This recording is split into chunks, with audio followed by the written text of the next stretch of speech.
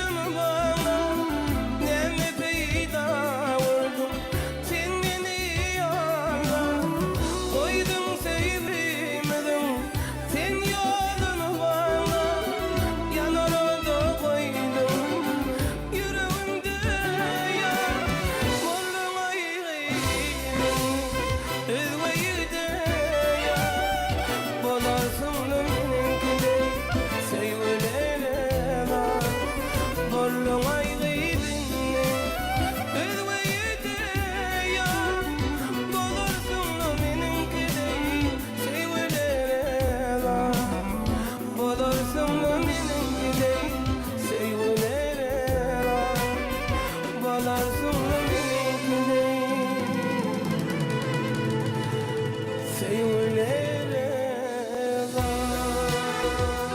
بدوام.com